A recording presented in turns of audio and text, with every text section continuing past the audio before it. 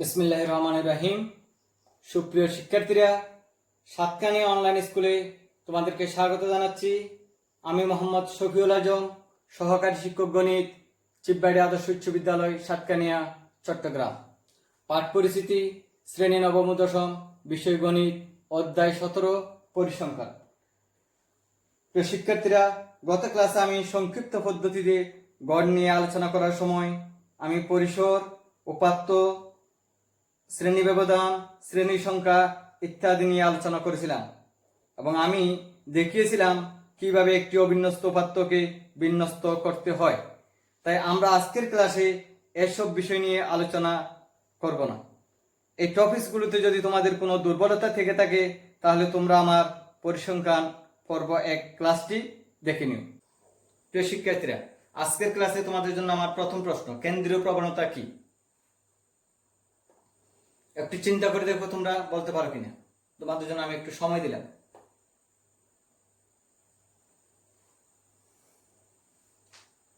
কেন্দ্রীয় প্রবণতা হলো উপাত্তের মানসমূহের কেন্দ্রীয় মানের দিকে পুঞ্জীভূত হওয়া প্রবণতা।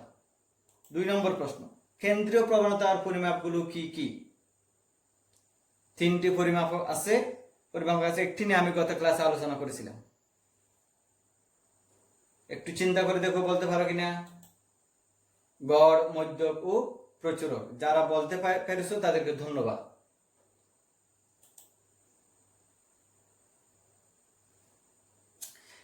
এখানে আমরা কি দেখতে পাচ্ছি?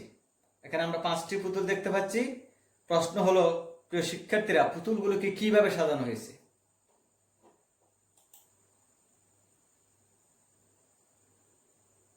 একটু চিন্তা করো। পুতুলগুলোকে উচ্চতার ক্রমানুসারে সাজানো হয়েছে।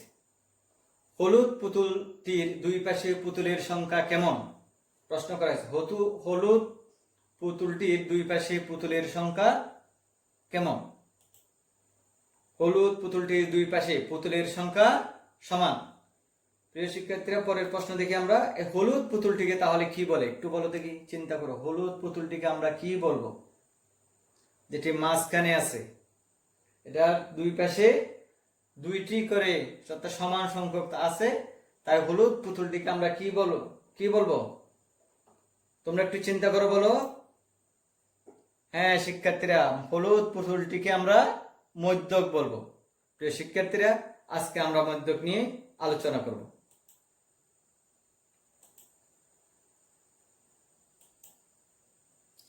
শিক্ষণপদ। প্রিয় শিক্ষার্থীরা, আজকের পাঠ শেষে তোমরা মধ্যক কি তা বলতে পারবে, বিন্যস্ত উপাত্তের মধ্যক নির্ণয়ের সূত্র ব্যাখ্যা করতে পারবে, বিন্যস্ত উপাত্ত থেকে মধ্যক নির্ণয় করতে পারবে।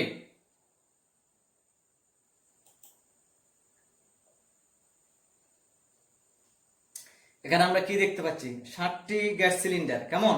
এগুলোকে কিভাবে সাজানো হয়েছে? একটু চিন্তা করে দেখো তো। হ্যাঁ, ছোট থেকে বড় সাজানো হয়েছে। এখন প্রশ্ন হইলো এখানে, তাহলে মধ্যক কোনটি হবে? কত নম্বর সিলিন্ডারটি মধ্যক হবে?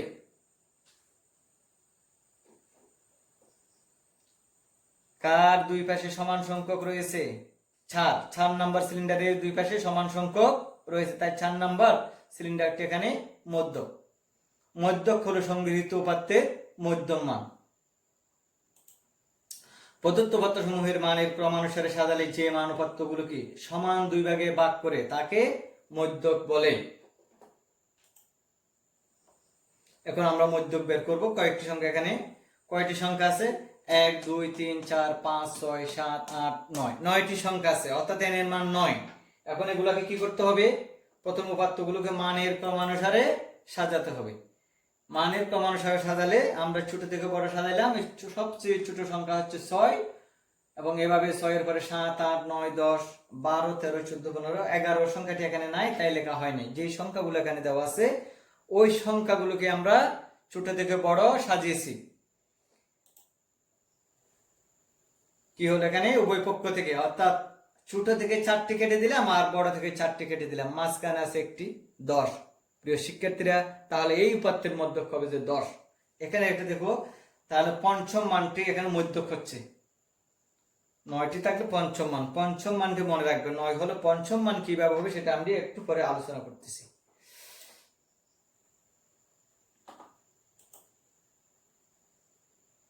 এবার দেখো এখানে কয়টি সংখ্যা, এখানে 1 2 3 4 5 6 7 8 9 10, 10টি সংখ্যা দেখা যাচ্ছে, অর্থাৎ n এর মান এখানে 10। n এর মান যদি উপাত্তগুলোকে মানের ক্রমানুসারে সাজিয়ে পাই, এই সাজাইলাম, ছোট 6 থেকে সাজাইলাম 6 7 8 9 10, এভাবে 15 পর্যন্ত সর্বোচ্চ সংখ্যা হচ্ছে এখানে 15। এখন আমরা উভয় দিক থেকে সমান সংখ্যক কাটলাম, 4টি করে কাটলাম, 5টি করে কাটলে আমাদের কোনো সংখ্যা থাকে না, তাই আমরা 5টি করে কাটিনি।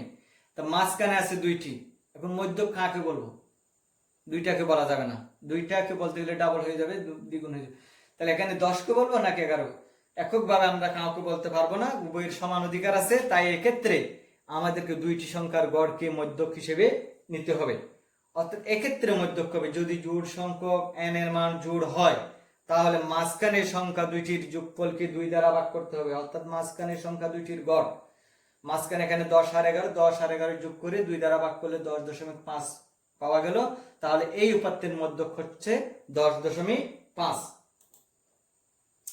যদি n সংখ্যক উপাত্ত থাকে এবং n যদি বিজোড় সংখ্যা হয়, তবে উপাত্তগুলোর মধ্যক হবে n+1/2 তম পদের মান।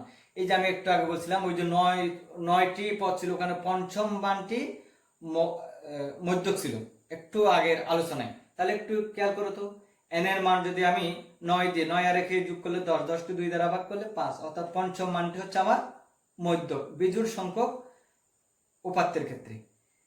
আর n যদি জোড় হয়, তবে মধ্যক হবে n/2 তম ও n/2 + 1 তম পদ দুইটির সাংখ্যিক মানের গড়। দেখো জোড় হলে এটা এই ক্ষেত্রে বলা হয়েছে কথাটা, n যদি জোড় হয় অর্থাৎ 10, এখানে হচ্ছে 10, 10 হলে n/2 এর মান হবে পঞ্চম, এটা দ্বারা পঞ্চম পদ বোঝাবে, আর এটা দ্বারা 5 + 1 অর্থাৎ ষষ্ঠ পদ বোঝাবে। পঞ্চম আর ষষ্ঠ পদ দুইটা যোগ করে 2 দ্বারা ভাগ করতে হবে আমাদেরকে। কি দ্বারা? 2 দ্বারা ভাগ করতে হবে। 2 দ্বারা ভাগ করলে আমাদের মান পাওয়া যাবে।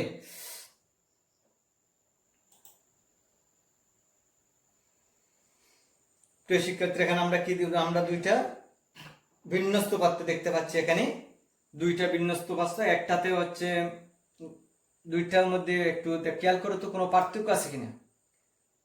গণসংখ্যা ঠিকই আছে, সমস্যা নাই। শ্রেণী ব্যবধান একটু অমিল আছে, শ্রেণী নাম, এটা ওজন, এটা কিন্তু শ্রেণী, সমস্যা নাই, ওজন দেওয়া আছে। এখানে এটা শ্রেণী লেখা যায়, শ্রেণী ব্যক্তি এখানেও দেওয়া যাবে, তবে এক্ষেত্রে শ্রেণী ব্যক্তি হচ্ছে একটি করে সংখ্যা নিয়ে এখানে শ্রেণীগুলা গঠিত, অর্থাৎ শ্রেণী ব্যবধান 1, আর এক্ষেত্রে শ্রেণী ব্যবধান হচ্ছে 40 থেকে 30 গেলে 10, এক্ষেত্রে 10, অর্থাৎ শ্রেণী ব্যবধান এখানে 1, এখানে 10। এই 1 এবং আর এখানে 1-এর চেয়ে বড় 10 না, আমি বলি 1-এর চেয়ে বড় 10 হলো যে, অর্থাৎ 2 3 4, আমরা 1-এর চেয়ে বড় হিসাব করবো। এখানে 1 হলে এক ধরনের সূত্র, আর এক শ্রেণীর ব্যবধান যদি 1-এর চেয়ে বড় হয়, তাহলে আমাদের ভিন্ন রকম সূত্র আসবে। প্রিয় শিক্ষার্থীরা খেয়াল করো, n যদি শ্রেণী ব্যবধান 1 হয়, একটি করে সংখ্যা নিয়ে যদি শ্রেণী গঠিত হয়, তাহলে সেক্ষেত্রে আমাদের সূত্র হবে যে এই যে কিছুক্ষণ আগে যে দুইটা সূত্র আলোচনা করেছিলাম, সেই দুইটা সূত্র। আর যদি এরকম উপাত্ত দেওয়া থাকে, শ্রেণী ব্যবধান যদি আমাদের 1-এর চাইতে বড় হয়, তাহলে আমাদের সূত্র কিন্তু অন্যরকম হবে। দেখো, মধ্যক সমান l + n/2 - fc * h/fm, যেখানে l হচ্ছে মধ্যক শ্রেণী, নিম্ন শ্রেণী, যেখানে মধ্যক থাকবে হয়তো এখানে এই শ্রেণীতে থাকতে পারে, এখানে l এর মান হয়তো 40 হবে। তারপর n হচ্ছে মোট গণসংখ্যা, এই সংখ্যাগুলো যোগ করলে যেটা হবে সেটা হচ্ছে n এর মান। fc হচ্ছে মধ্যক শ্রেণীর পূর্বের শ্রেণীর যোজিত গণসংখ্যা। এটা আমাদের জন্য এখান থেকে বলা যাবে না, এটা ক্রমযোজিত গণসংখ্যা সারণী লাগবে এটার জন্য। fm হচ্ছে মধ্যক শ্রেণীর গণসংখ্যা, অর্থাৎ এইটা বোঝাবে, এখানে 7 হবে, সেটা আমরা বুঝবো পরে কিভাবে 7 হবে। h হচ্ছে শ্রেণী ব্যক্তি, অর্থাৎ এক্ষেত্রে এখানে 10 হবে।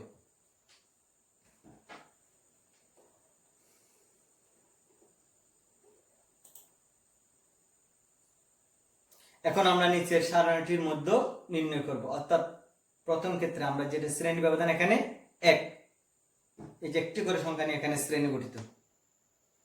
প্রিয় শিক্ষার্থীরা,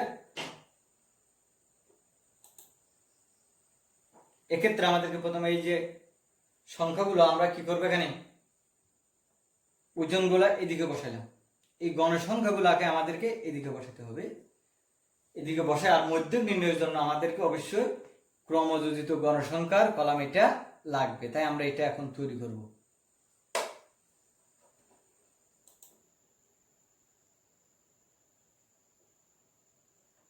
তা আমরা এগুলো একটু বসিয়ে নিই গণসংখ্যার এদিকে। 55 আছে 8টি, 60 16, 65 হচ্ছে 12, 70 হচ্ছে 6। তাহলে মোট গণসংখ্যা কত? n।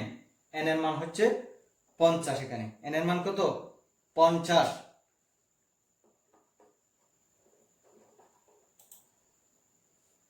তাহলে আমরা শ্রেণীটির দিকে বসালাম। এগুলো আমরা এই মানগুলো আমরা প্রশ্ন থেকে পেয়েছি, এই যে প্রশ্ন থেকে এই মানগুলো আমরা পেয়েছি, এইগুলোও আমরা প্রশ্ন থেকে পেয়েছি, এদিকে আছে। এরপরে ক্রমযোজিত গণসংখ্যাটা একটু তোমাদেরকে বলি। ক্রমযোজিত গণসংখ্যা কি? এখানে বসবে যে দুইটা, এখানে বসবে এই দুইটা সংখ্যার যোগফল এখানে বসবে, এই এখানে বসবে তিনটা সংখ্যার যোগফল এই জায়গায় বসবে, এই 4টি সংখ্যার যোগফল এই জায়গায় বসবে, এই 5টি সংখ্যার যোগফল এখানে বসবে, সবগুলা সংখ্যার যোগফল এই জায়গায় বসবে।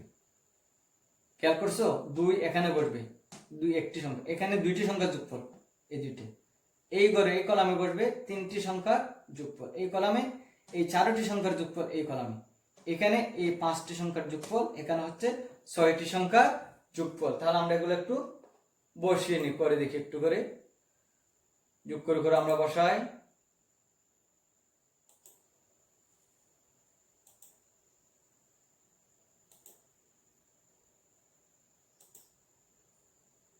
প্রিয় শিক্ষার্থী, এখানে একটা জিনিস, আর একটা সহজ পদ্ধতি তোমাদেরকে বলে দিই। আমি এই 4টা সংখ্যা যোগ করে 32 পাইলাম। এখানে আরেকটা সহজ একটা পদ্ধতি আছে, 2টা এখানে দিলাম, আমি 6 আর 2 যোগ করলে 8 পাইলাম, 8 আর 8 যোগ করলে 16। সবগুলা সংখ্যা আমার যোগ করার প্রয়োজন হয় না, এরকম প্রয়োজন হয় না, কোনাকুনি যোগ করে বসাই দিলে হয়ে যায়। 16 আর 16 যোগ করলে 32, 32 আর 12 যোগ করলে 44, 44 আর 6 যোগ করলে আবার 50 হয়ে যায়। এইভাবে করলে আমরা খুব সহজে অতি দ্রুত তাড়াতাড়ি করতে পারবো। তাই আমরা পরীক্ষায় এই পদ্ধতিটাই অবলম্বন করব, এই কোনাকুনি যোগ করে করে আমরা এদিকে বসিয়ে দেব। এখানে n এর মান 50, যার জোট সংখ্যা, তাহলে সূত্র হবে এটি, আমি কিছুক্ষণ আগে আলোচনা করেছি। এখানে আমরা মানগুলো বসাবো। n/2 তম পদ, এই সূত্রটা সূত্র অনুযায়ী আমাদের ওই যে n এর জায়গায় এখন 50 হয়ে গেল, n এর জায়গায় কি হয়ে গেল? 50। তাহলে এখন আমরা 50কে 2 দিয়ে ভাগ করব, 25তম পদ যোগ 26তম পদ। এখন 25তম পদ কোনটা আমাদেরকে খুঁজে বের করতে হবে। 25তম পদ কোথায় আছে? প্রিয় শিক্ষার্থী, একটু খেয়াল করো, এটা একটু খেয়াল করতে হবে, না হয় এই 25তম পদ এগুলা খুঁজে পাবে না। এখানে দেখো যে সংখ্যাগুলো আছে এগুলার একটা আমি সিরিয়াল নাম্বার দিয়ে দিছি। এখানে 45 আছে, এখানে কয়টি? 2টি। তারপরে কি 50 আছে 6টি, 55 আছে 8টি, এদিকে বসানো হয়েছে। দেখো 60 16টি দেওয়া হয়েছে, এদিকে 65 12টি, তারপরে 70 আছে 6টি। তাহলে আমার 25তম পদটা দেখো, একটু করে খেয়াল করো, 25তম পদ 60, আর একটা কি 26তম পদ, এটাও হচ্ছে 60। তবে এক্ষেত্রে একটু আমি তোমার এই পরীক্ষায় আমি এরকম তালিকা করতে পারবো না, এরকম তালিকা করা আমার জন্য অনেক সময় সাপেক্ষ ব্যাপার। তাই আমরা পরীক্ষার হলে এইভাবে যাব না, এইভাবে করলে এটা বোঝার জন্য লিখলাম, আমি বোঝার জন্য এই তালিকাটা আমি তৈরি করলাম। অর্থাৎ আমার 25তম 25 এবং 26তম পদ দুইটাই এই জায়গায় অবস্থিত, এখানে 60 হবে। এখন আমি এটা না করে কেমনে বলতে পারবো? না করে বলার একটা উপায় আছে। এই যে দেখো 25তম পদ, 25 সংখ্যাটি আমরা এখানে খুঁজবো, এখানে 25 সংখ্যাটি আছে কিনা দেখব, নাই। যদি থাকে তাহলে সেই শ্রেণীতেই কি ওই যে 25তম পদ সেই শ্রেণীতেই থাকবে। যদি না থাকে, 25 সংখ্যাটি যেহেতু এখানে নাই, এক্ষেত্রে আমরা 25 পাইলাম, n/2 এর মান 25 এর জন্য এই 25 সংখ্যাটি, এই 25তম মান, এই 16, এই 25 এর পরবর্তী সংখ্যা ক্রমযোজিত গণসংখ্যা 32, এই বরাবর 60 হবে। কোথায় থাকবে?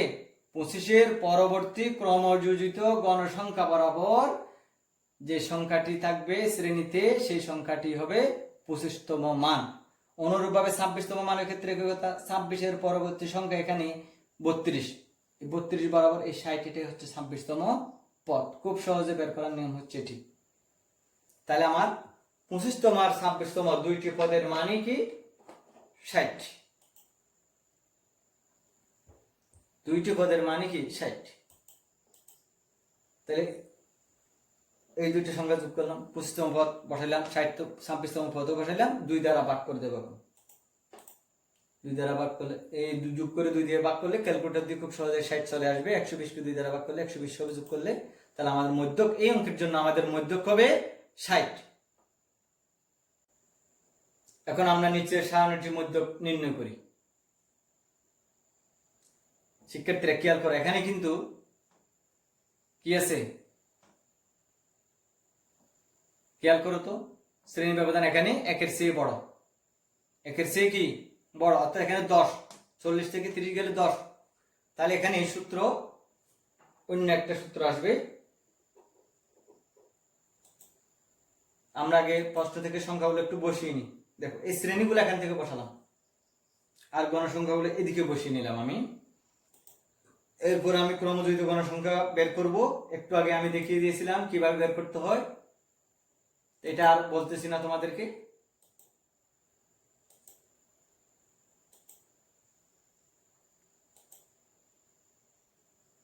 এখন আমরা ওই যে ওখানে কিছুক্ষণ পেয়ে গেলাম যে ক্রমযুক্ত গণসংখ্যা সারণীটা আমরা এখানে পেয়ে গেলাম। আবার এখানে আমরা মধ্যক বের করবো। এখানে n সমান কত 30, তাহলে n/2 তম কত 15তম মান। 15তম মান তাহলে কোথায় হবে? 15কে আমি এখানে খুঁজবো 9, 15-এর পরবর্তী সংখ্যা খুঁজবো, তাহলে 20 এই জায়গায় হবে। এটা হচ্ছে মধ্যক শ্রেণী। এটা কি শ্রেণী? মধ্য, অর্থাৎ 20 যেখানে আছে, ক্রমযুক্ত গণসংখ্যা 20 যেখানে আছে, এটা হচ্ছে মধ্যক শ্রেণী। অর্থাৎ 50 থেকে 60 এখানে, অতএব 15তম পদ যার অবস্থান 50 থেকে 60 শ্রেণীতে, সুতরাং মধ্যক শ্রেণী 50 থেকে 60। খেয়াল করে আবার আমি সূত্রটা লিখেছিলাম, এল হচ্ছে কি, ওই সূত্রের পরিচয় বলেছিলাম প্রতীকের অর্থ ব্যাখ্যা করার সময়। এল সমান হচ্ছে নিম্ন সীমা, মধ্যক শ্রেণীর নিম্ন সীমা। এল মানে মধ্যক শ্রেণীর নিম্ন সীমা। এই যে এটা হচ্ছে মধ্যক শ্রেণী, এখানে যেখানে এই 15তম মানটি অবস্থিত সেটি হচ্ছে মধ্যক শ্রেণী। এল হচ্ছে 50, এফ এম হচ্ছে কি মধ্যক শ্রেণীর গণসংখ্যা 11, তারপর এইচ এর মান 10, এই যে 40 থেকে 30 গেলে 10। এফসি, এফসি হবে যে শ্রেণীতে মধ্যক আছে তার আগের শ্রেণীর ক্রমযোজিত গণসংখ্যা। যে শ্রেণীতে মধ্যক আছে তার আগের শ্রেণীর ক্রমযোজিত গণসংখ্যা। এখন এই মানগুলো আমি বসাবো। এই যে এল সমান 50 দিলাম, এখানে 50 ছিল, n/2 এর মান এই যে 15 মাইনাস 9, এই যে এফসি এর মান 9, তারপর কত এস এর মান 10, এফ এম হচ্ছে এই যে 11। এটা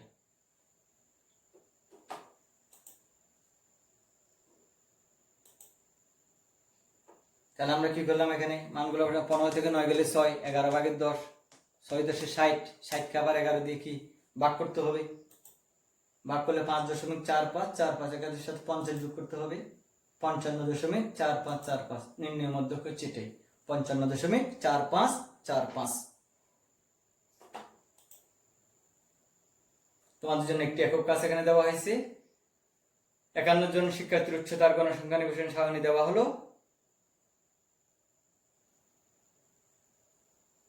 উচ্চতা দেওয়া হয়েছে অর্থাৎ 150 সেন্টিমিটার, গণসংখ্যা দেওয়া হয়েছে। এটা তোমরা করে এই একক কাজটি করে এটার ছবি তুলে তোমরা আমাকে কমেন্টস এর মাধ্যমে জানাবে।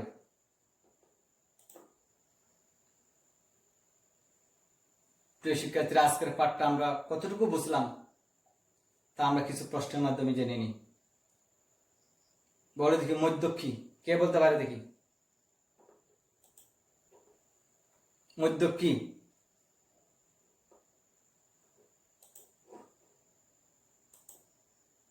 সংগৃহীত উপাত্তের মধ্যম মান। এফসি কি? 2 নম্বর প্রশ্নের উত্তর, মধ্যক শ্রেণীর পূর্বের শ্রেণীর যোজিত গণসংখ্যা। 3 নম্বর, এফ এম সমান কি? মধ্যক শ্রেণীর গণসংখ্যা। একটু উত্তরগুলো মিলিয়ে নাও, তোমাদের উত্তর হয়েছে কিনা। মধ্যক নির্ণয়ের সূত্রটি লিখো। অর্থাৎ এক্ষেত্রে আমরা ওই যে শ্রেণী ব্যবধান যেটা একের সাইতে পড়ে সেটাই লিখবো আমরা। প্রিয় শিক্ষার্থীরা, তোমাদের একটি বাড়ির কাজ দেওয়া হয়েছে, এটা তোমরা করবে। পরবর্তী কোনো এক সময় করা শেষ হয়ে গেলে আমার আজকের ক্লাসের এই যে ভিডিওর কমেন্টসে তোমরা এটা অঙ্কের সমস্যাটি সমাধান করে এটা ছবি কমেন্টসের মাধ্যমে জানাবে।